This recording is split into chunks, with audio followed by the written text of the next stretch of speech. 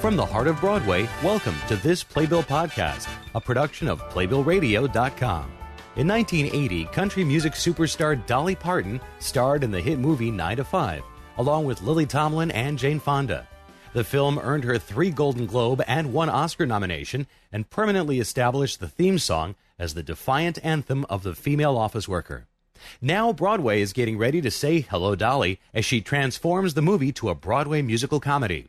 Recently, Dolly Parton brought the cast and creative team, as well as her trademark laugh, to a press preview in New York City.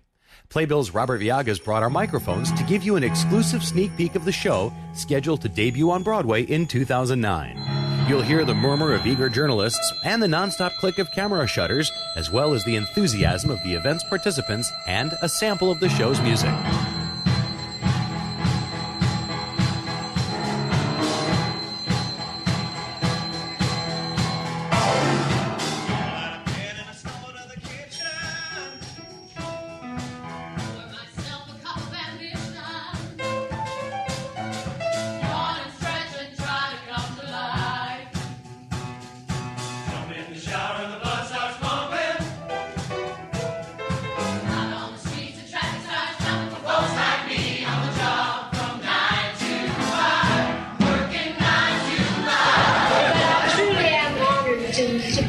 And when they asked me if I would write the music, I said I would try. That's what I said. I don't know that much about Broadway. This is a little bit out of my league, but I would love to try. So I went home and I prayed about it, and I thought, well, what can be that hard? Songs. And I got into it, and I really acted out all the parts. I was glad I was by myself a lot. I would have to be Mr. Hart. I'd get on my stairs and act all Tricia Resnick, librettist. Have you ever written a Broadway-style libretto before? I did one show shortly after 9 to 5. It was based on a play I'd written for PBS called Ladies in Waiting. Mm-hmm. And it was done as a musical at the Woodstock Opera House repertory outside of Chicago. And then we moved into the Lyric Opera House in Chicago. Mm-hmm. And its claim to fame was that we had an 18-year-old Megan Mullally in it prior to her going to L.A. Wow. And that was my first and last experience until now. So, writing a film script is very different from writing a libretto, I imagine. Yes. What was it like collaborating with Dolly, not as a screenwriter, but as a librettist? What was it like trying to write a Broadway musical with her and finding a place for all those songs? Your script.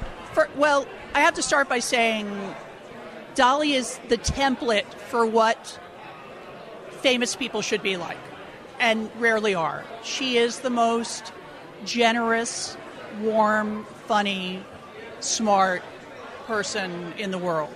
So to get to work with her again was wonderful.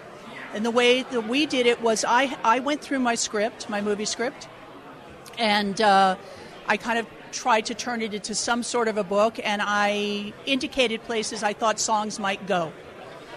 Then Bob Greenblatt and I sat down, and he had some input, and then we went to Dolly with that.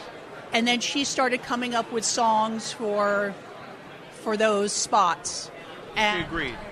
She agreed, absolutely. And I would talk sometimes about, what was going on with the characters at that point, and she just spits songs out. She writes really fast. Yes. Can you give me an example of someplace in the script that you looked at it and you go, song should go there? Okay, I'll talk about 2 places. One is when Judy Burnley, who was Stephanie Block, who was the Jane Fonda character, first comes to the office, and Allison Janney is showing her around the office and explaining how the office works. It seemed very apparent that should be sort of a list song, where we've got the mimeograph, and we've got the carbon paper, and we've got, all of these things. I mean, it had a beat to it right there. And I can hear it as you're describing. Yeah. And so that was one place. Another place that it seemed really needed a song was where Megan Hilty, who plays the part that Dolly played, has been sort of dissed by everybody in the office, and everybody thinks she's sleeping with the boss, and she needed a song somewhere. And that was a place where, that was a song where it wasn't as clear where exactly to put it. We moved it a couple of times, but that she needed a song talking about being judged by how she looks rather than what's inside. And that was sort of a very kind of autobiographical song for Dolly, which became the title song of her new CD, Backwoods Barbie. She sang a little of it for me. Did she? It just helped me. It's a great song. Yeah. And, you know, the place where Stephanie kicks her husband out, I mean, that has to be a song, you know? So that's a big, a big, great character, it's called Get Out and Stay Out. So there were obvious places. So now, how has it been now working as a librettist on Broadway? Has that been kind of an unusual thing for you? I am having the most fun I've ever had in my life. The only thing that even compares to it in my 30-some-odd years in the business was when I first started, I worked for Robert Altman, and his movies were like summer camp for adults, and that's how I feel. I feel like I'm in camp. I have bunkmates, and we laugh, and we collaborate. I'm used to basically I sit in a room by myself. It's definitely not as much fun as this. Where does it actually get written? Here at 42nd Street Studios? Does it get written in apartments? Where does the actual writing take place? Well, most of it took place in my house in L.A., and then we would have workshops, and I do rewrites, and, I've done them here. I've done them at the various hotels around New York City. There's a fine tradition there. Yeah, and... one funny thing is that, I'd work on it, and then I'd do something else, and then I'd work on it, and my kids would come in my office in the house, and they'd say, "What are you working on?" And I'd be say 9 to 5, and they were, "Again?" Well, it's a long process. So, can you describe the chemistry of your relationship, the two of you? Obviously, well, at least on this show, it sounds like you took the lead in suggesting ideas, but then does she just go off and write the songs, or does she then say, "What do you think of this idea?" Or "Would this work? What you're talking about?"